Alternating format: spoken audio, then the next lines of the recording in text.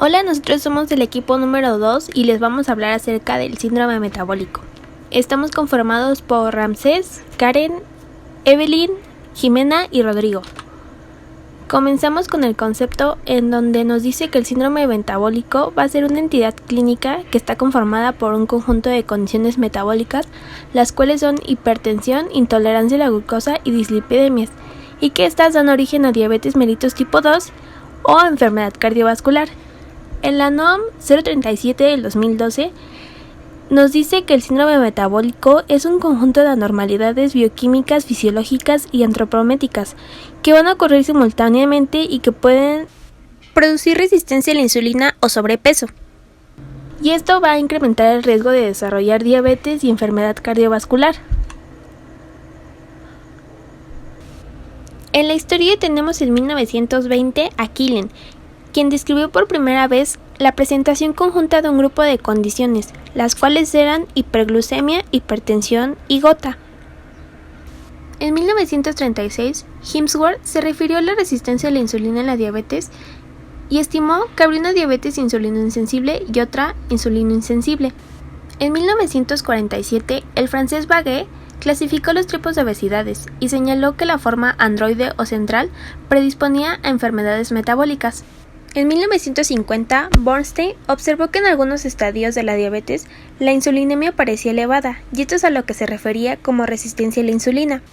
En 1960, Yalow y Berson describieron a la insulinoresistencia como un estadio en el cual se requieren cantidades de insulina mayores a lo normal para poder provocar una respuesta cuantitativamente normal.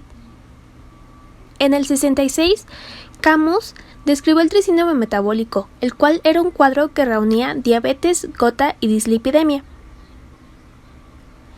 En 1967, estos autores observaron que la respuesta de la insulina a la carga de la glucosa era más elevada en obesos no diabéticos. Y en 1988, Riven describió el llamado síndrome X en el Congreso de la Federación Internacional de la Diabetes en Sydney.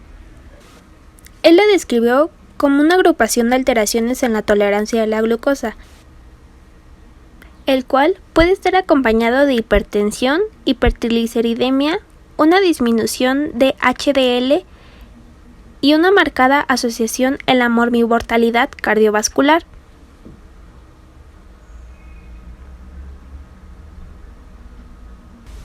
También se le conoce como síndrome dismetabólico cardiovascular, síndrome de Riven, síndrome de resistencia a la insulina, síndrome plurimetabólico y el cuarteto mortal.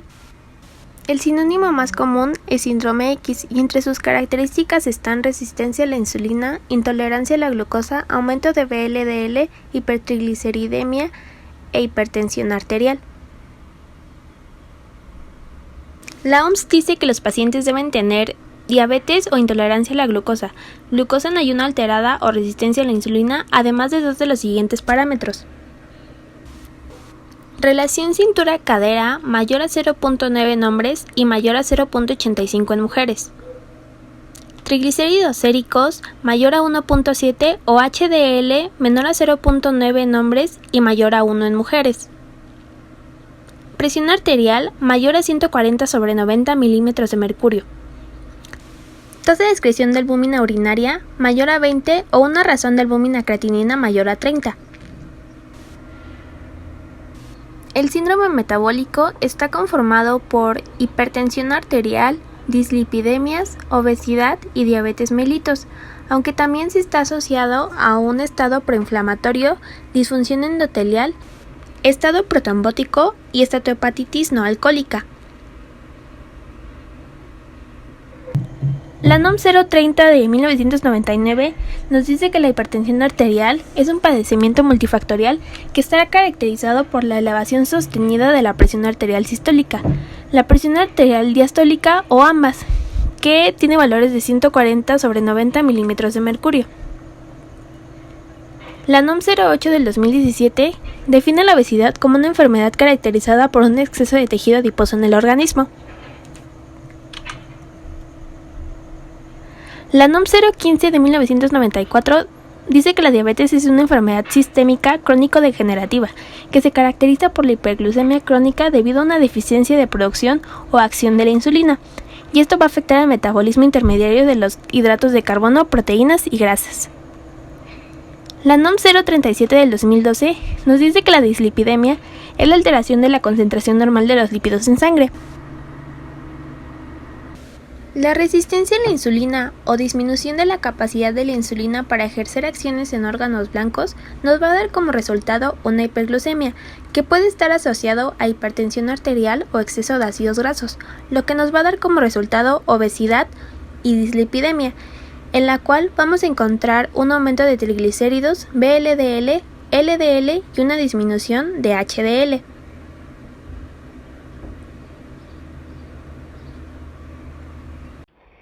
Ahora vamos a hablar sobre los datos epidemiológicos del síndrome metabólico. En primer lugar, vamos a observar la tendencia de las prevalencias del sobrepeso y la obesidad, ya que, como sabemos, estos son factores determinantes para el síndrome metabólico. Entre los años 2000 al 2012 se obtuvieron estos datos, que lo único que me interesa remarcar con esta gráfica es que la obesidad ha ido aumentando con el paso de los años, y aunque estas no son cifras precisamente actualizadas, es evidente que la obesidad y el sobrepeso han ido aumentando a través de los años en el país. Con respecto a en qué regiones ha ido aumentando más, pues bueno, se sabe que en los entornos urbanos, mucho más en el sur de México y en los niveles socioeconómicos medios, es donde ha habido una mayor prevalencia del tanto del sobrepeso y la obesidad. Como ya sabemos, hay ciertos componentes del síndrome metabólico. Aquí les muestro la prevalencia de estos, de el colesterol, los triglicéridos, el HDL, la tensión arterial, la glucosa y en general del síndrome metabólico.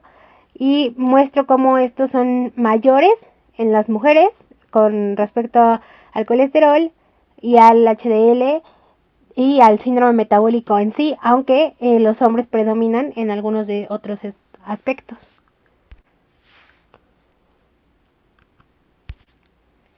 La tendencia en ventas anuales per cápita de productos ultraprocesados en América Latina me parece muy importante incluirla, ya que si observan la línea azul en el punto más superior, se puede observar que México es en el país en el que más ventas hay de estos alimentos.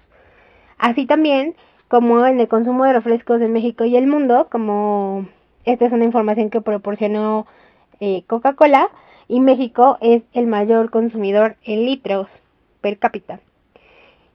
Esto es muy importante, ya que la obesidad abdominal tiene una prevalencia total en adultos mexicanos del 73.9% y está más presente en mujeres en un 82.8% que en los hombres, con un 64.5%. La prevalencia más alta se registró en un grupo de 50 a 59 años en mujeres y en un grupo de 60 a 69 años en hombres, con un 78.3%.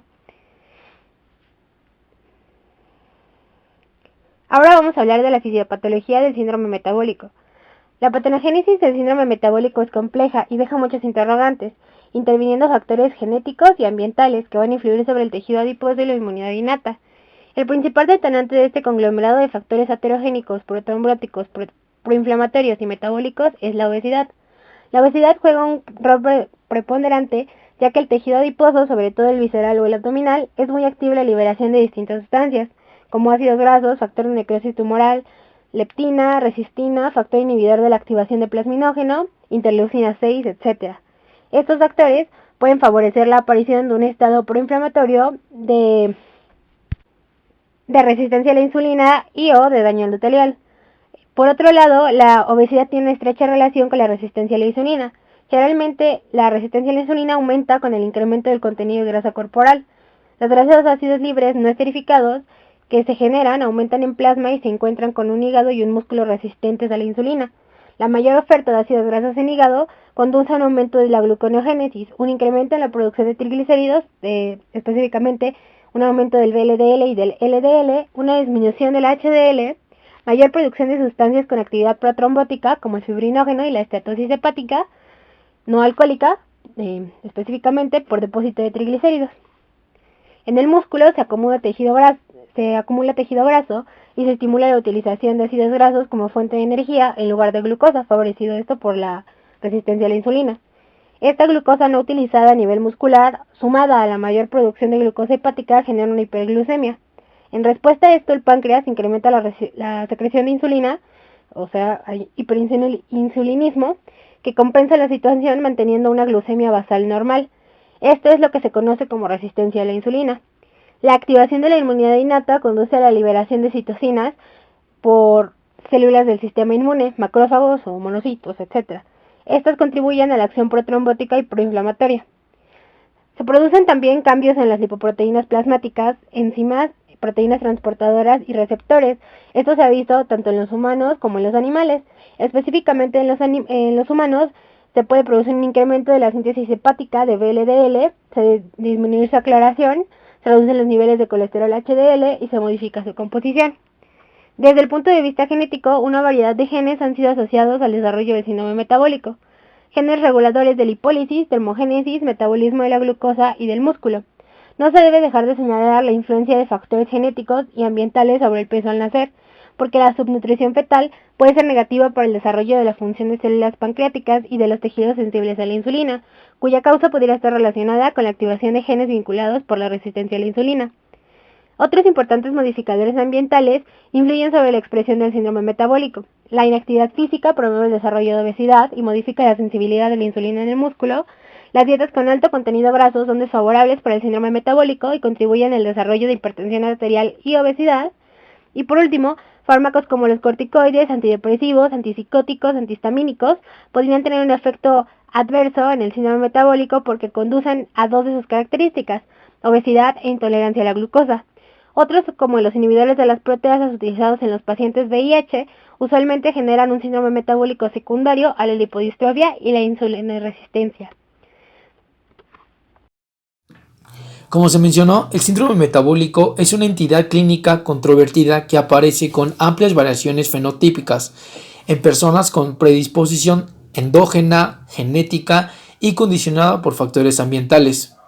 El síndrome metabólico se caracteriza por la presencia de resistencia a la insulina, asociada a trastornos del metabolismo de los hidratos de carbono como la diabetes, cifras elevadas de presión arterial, alteraciones lipídicas, por ejemplo, la hipertrigliceridemia, el descenso de las lipoproteínas de alta densidad, el aumento de las lipoproteínas de baja densidad, aumento de los ácidos grasos libres y obesidad, con un incremento de la morbimortalidad de origen aterosclerótico.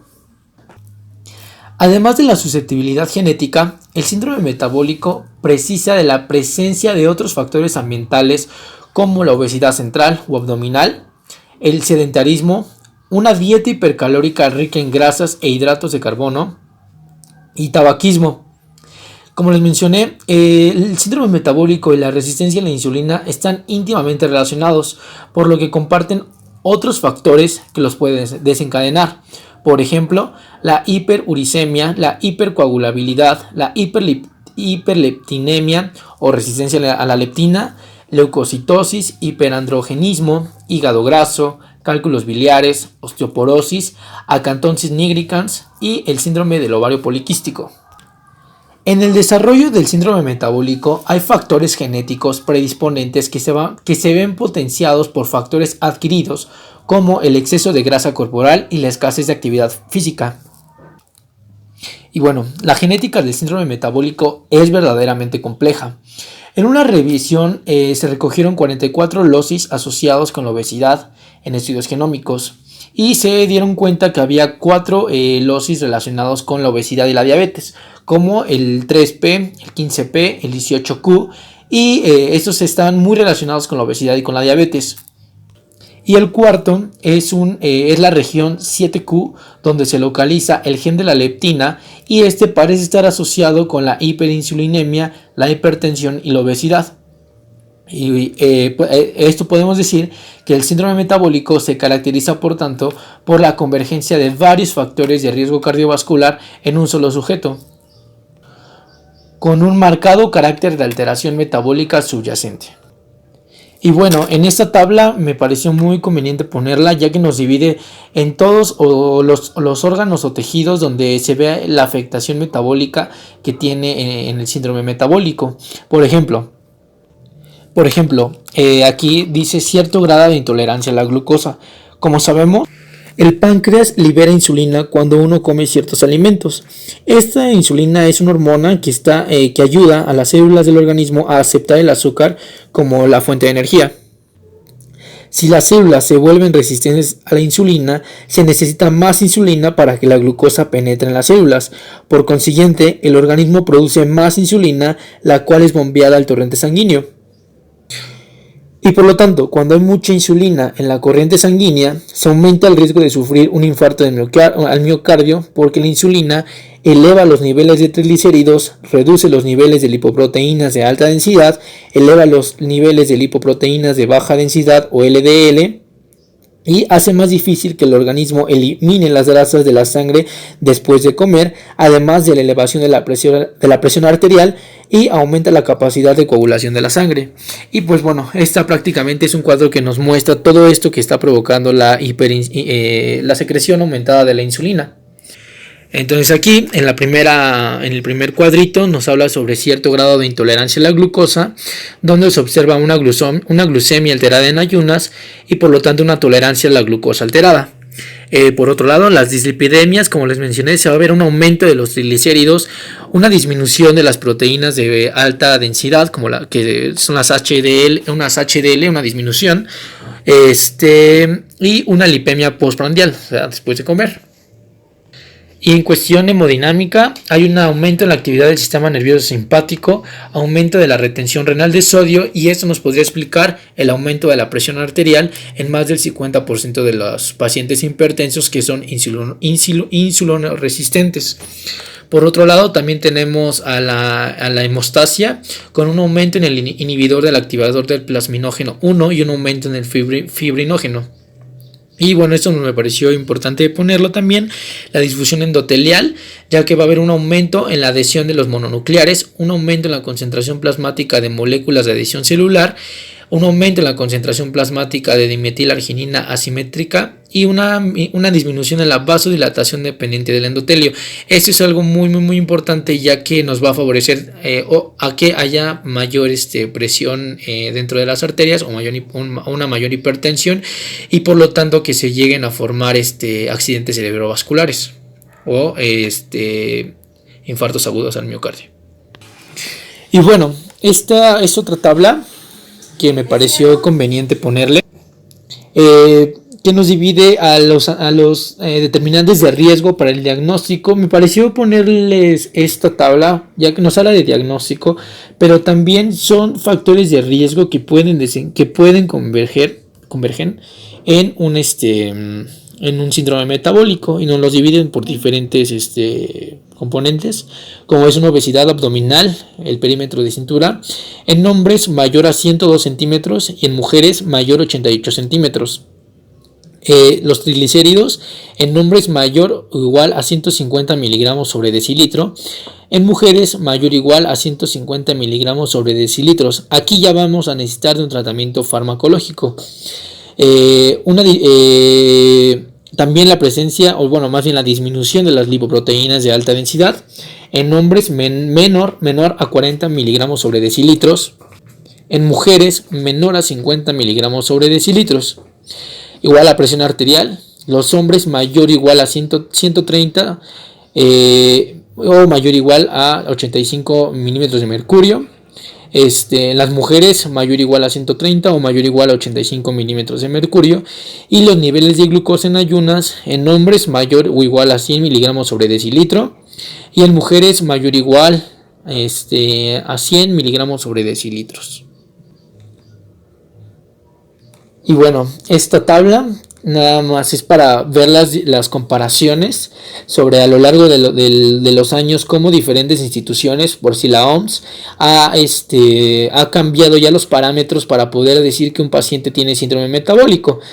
Pero básicamente igual nos centramos en diabetes, en la insulinoresistencia, en la hipertensión, en las lipoproteínas, en el perímetro de la cintura o de la grasa abdominal, para poder determinar que un paciente presenta el síndrome metabólico. Solamente en lo que cambia son en los valores.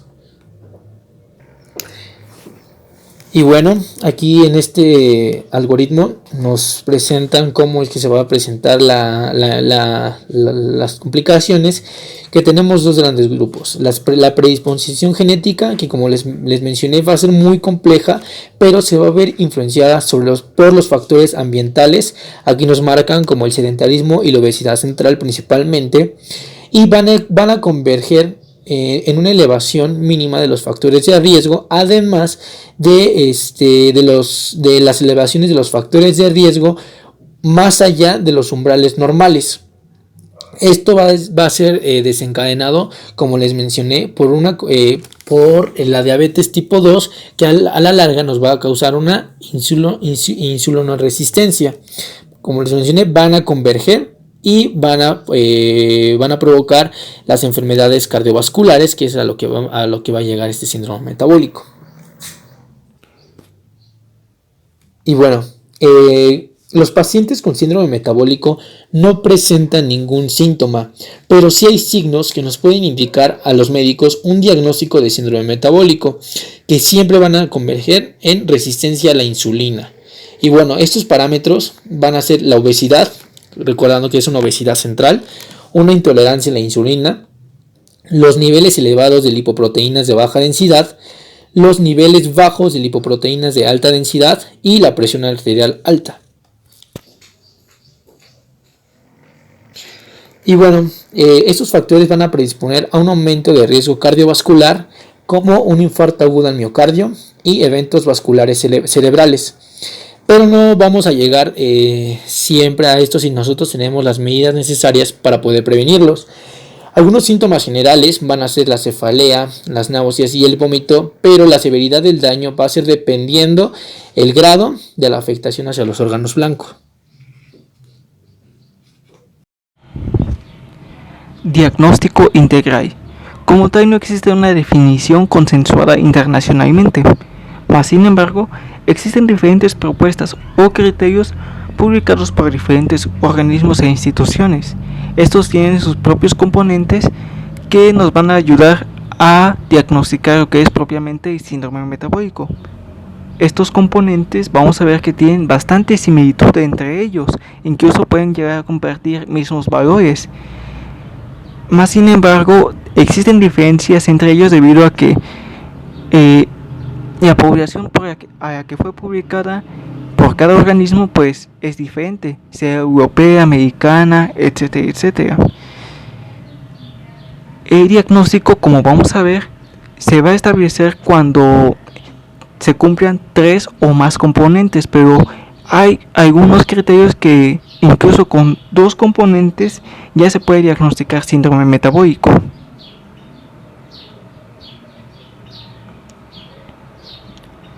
En esta diapositiva podemos ver 3 criterios: el de la Asociación Americana de Cardiología, el de la OMS y el de la Federación Internacional de Diabetes. En el caso de la Asociación Americana de Cardiología nos dice que con 3 componentes o más se puede diagnosticar síndrome metabólico. En este caso podemos ver un criterio, en el criterio de obesidad, es que los hombres deben medir su cintura mayor a 102 centímetros, mujeres mayor a 88 centímetros. Triglicéridos para hombres y mujeres debe ser mayor o igual a 150 miligramos sobre decilitros.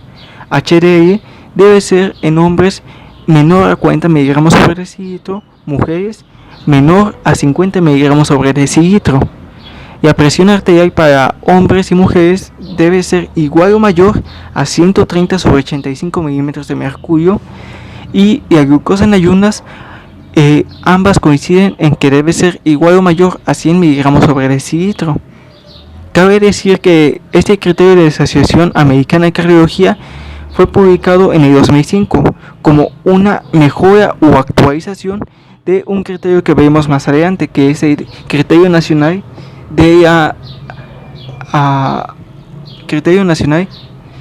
del programa de educación para el colesterol. En el criterio de la OMS podemos ver que este es puede diagnosticar con solo 2 componentes.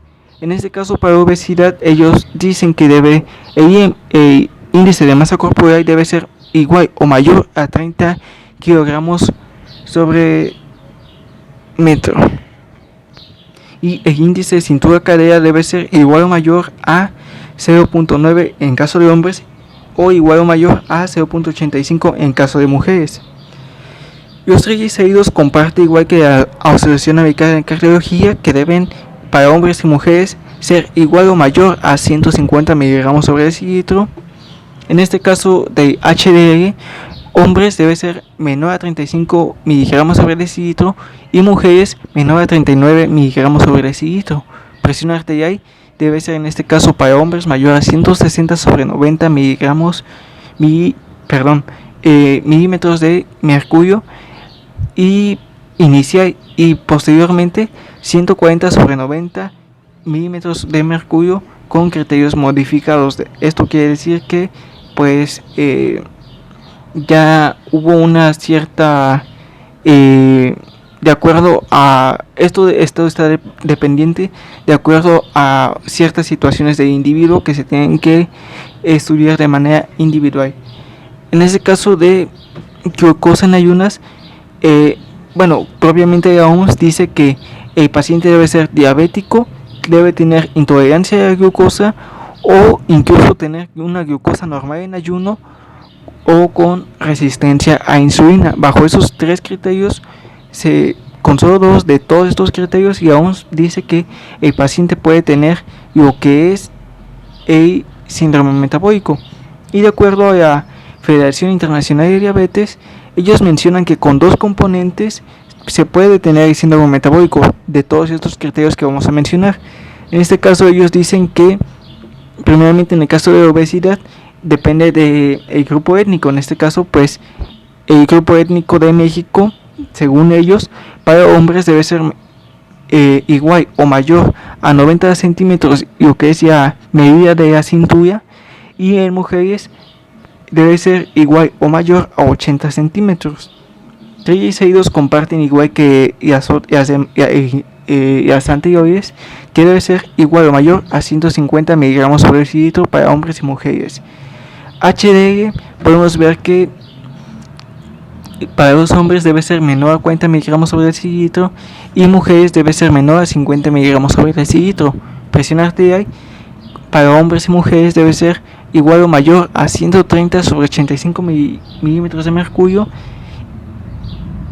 Y para el caso de la glucosa, ellos mencionan que debe ser igual o mayor a 100 milímetros de sobre decilitro para hombres y mujeres.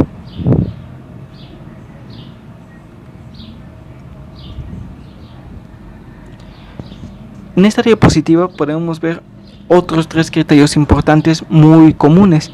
En este caso podemos ver lo que es el criterio de Programa Nacional de Educación sobre colesterol, panel y tratamiento 3 para adultos, el criterio de la NOM 037 SA2. No es propiamente de la norma 037 este criterio, mas sin embargo pusimos este nombre debido a que es donde más sacamos diferentes componentes para lo que es el diagnóstico de síndrome metabólico, ya que todas las normas antes mencionadas van a converger para lo que es el diagnóstico del síndrome metabólico. Y el grupo de estudio europeo de resistencia a insulina, lo que es el último criterio que se va a ver. En este caso, el programa nacional, el primer criterio que vamos a ver es que los hombres, igual la obesidad, su medida de lo que es la cintura debe ser mayor a 102 centímetros y para mujeres debe ser mayor a 88 centímetros. Triglicéridos, podemos ver que debe ser igual que otras anteriores, debe ser igual a 150 milímetros sobre decilitro para hombres y mujeres. HDL debe ser menor a 40 miligramos sobre decilitro, mujeres menor a 50 miligramos sobre decilitro. Presión arterial 130 sobre 85 milímetros de mercurio. Y glucosa en ayunas, aquí ellos dicen que para los hombres debe ser 110 milímetros miligramos sobre decilitro, tanto para hombres y mujeres. Es una diferencia que tiene con lo que es la Asociación Americana de Cardiología. Si podemos ver, comparten muchos componentes, de hecho con los mismos valores, pero como les dije, la Asociación Americana de Cardiología, ellos sacaron esta propuesta en 2005, justo 5 años después que el programa nacional. Por lo tanto, la Asociación Americana de Cardiología emitió esa propuesta más actualizada que esta propuesta que estamos viendo. Y en el caso de la norma, podemos ver que en el caso de propiamente de aquí en México, tenemos que tener varios componentes en lo que es obesidad. Aquí podemos ver que igual que la OMS se basa varias de normas igual que la OMS en que IMC debe ser igual o mayor a 30 kilogramos sobre metro cuadrado, y índice de masa corporal debe ser, lo que es el índice de cintura cadera debe ser igual o mayor a 0.9 en el caso de hombres y mayor o igual a 0.85 en caso de mujeres. Y en este caso triglicéridos, de acuerdo a lo que es a la norma de lo que es de dislipidemias, se dice que para hombres y mujeres deben ser mayor o igual a 200 miligramos sobre decilitro. Para hombres y mujeres el HDL debe estar menor a 40 miligramos sobre decilitro. Presión arterial, vemos que comparte igual que varias, 130 sobre 85 milímetros de mercurio para hombres y mujeres. Y glucosa en ayunas debe ser igual o mayor a 100 miligramos sobre decilitro. Esto es debido a que pues las normas se van a basar más que nada en lo que dice la OMS en muchos aspectos, más sin embargo en algunos como dislipidemias sí tienen aspectos propios que se manejan aquí en México. Y por último, el grupo de estudio de la resistencia a insulina de Europa, ellos dicen que en el criterio de obesidad la medida de cintura en hombres debe ser mayor a 94 centímetros, mujeres mayor o igual a 80 centímetros. Triglicéridos en hombres y mujeres debe ser igual o mayor a 175 miligramos sobre decilitro. Para HDL en este caso, en los hombres debe ser menor a 40 miligramos sobre decilitro y también en mujeres menor a 40 miligramos sobre decilitro. Presión arterial para hombres y mujeres se maneja que debe ser mayor o igual a 140 sobre 90 milímetros de mercurio. Y en caso de glucosa en ayunas, ambos para hombres y mujeres maneja que debe ser mayor o igual a 110 miligramos sobre decilitro. Tratamiento integral del síndrome metabólico. El aspecto nutricional en el síndrome metabólico es una parte fundamental del tratamiento, debido a que si no se lleva a cabo en conjunto con el tratamiento farmacológico, este paciente no tendrá una mejora significativa. Uno de los objetivos principales en el tratamiento nutricional de los pacientes con síndrome metabólico es la pérdida de peso, y esa meta puede cumplirse con una menor ingesta calórica, con una disminución de entre 500 a 1000 kilocalorías por día y una adecuada actividad física. Los hábitos dietéticos principales que debemos enseñar y cuidar en este tipo de pacientes son una baja ingesta de grasas saturadas, grasas trans y colesterol, así como una reducción de ingesta de carbohidratos simples y un aumento en la ingesta de frutas, verduras y cereales. Primero, hablemos de los carbohidratos en la dieta del paciente con síndrome metabólico. En estudios se ha encontrado suficiente evidencia de que las dietas con bajo contenido en carbohidratos mejoran la sensibilidad a la insulina, además de controlar el peso, mejoran también la tensión arterial, reducen el riesgo cardiovascular, reduce la concentración de triglicéridos y aumenta las lipoproteínas LDL y HDL colesterol. Aunque es importante resaltar que eso dependerá del tipo de carbohidrato que compone la dieta, y otros factores a tener en cuenta son el índice glucémico y la carga glucémica de los alimentos que se indicarán. Ahora, pasando con las grasas, se ha visto que el consumo de ácidos grasos poliinsaturados en la dieta favorece un control de la tensión arterial, así como de la coagulación y función endotelial. Además, disminuye la resistencia a la insulina. Por todo lo anterior, tiene efectos beneficiosos en la prevención y tratamiento del síndrome metabólico. Por otra parte, una dieta rica en ácidos grasos monoinsaturados mejora la sensibilidad a la insulina, disminuye el riesgo de enfermedad cardiovascular, aumenta la expresión de genes antiinflamatorios, disminuye el LDL colesterol y aumenta la concentración de ácido oleico. La fibra es otro componente importante de la dieta de estos pacientes. Esta se consumirá a partir de cereales no purificados y su importancia es que tiene una relación de forma inversa con la insulinoresistencia. Además, se ha visto que la fibra insoluble se asocia a disminución del riesgo de padecer diabetes mellitus. También hay otros micronutrientes importantes en la dieta, que son minerales como el magnesio, calcio, potasio, zinc, vanadio y cromo, los cuales se han relacionado con la disminución del riesgo de desarrollar diabetes mellitus. También diversos estudios basados en la dieta mediterránea han demostrado que esta disminuye la incidencia de diabetes mellitus y complicaciones asociadas al síndrome metabólico. Otros alimentos beneficiosos en el síndrome metabólico que han encontrado son soya, té verde, canela, ginseng, momordica, Coptis chinesis y Humulus lupulus, ya que contienen sustancias fitoquímicas capaces de mejorar la señalización celular de la insulina y pueden jugar un papel importante en la prevención del síndrome metabólico. Continuando con el tratamiento, la actividad física también juega un papel importante en este. Es importante mencionar que en pacientes de alto riesgo deben someterse a una evaluación cardiovascular formal antes de iniciar un programa de ejercicio. En pacientes sin estos problemas se debe iniciar con 30 minutos diarios, ya que esto trae beneficios significativos para ellos, y posteriormente ir aumentando hasta 60 a 90 minutos de actividad diaria para alcanzar una pérdida ponderal modesta de peso. La actividad física que debe llevar a cabo el paciente es principalmente de tipo aeróbico. Sin embargo, diversas actividades rutinarias, como la jardinería, caminar y la limpieza, requieren de un gasto calórico moderado. Por tanto, la actividad física no debe definirse solo en términos del ejercicio formal.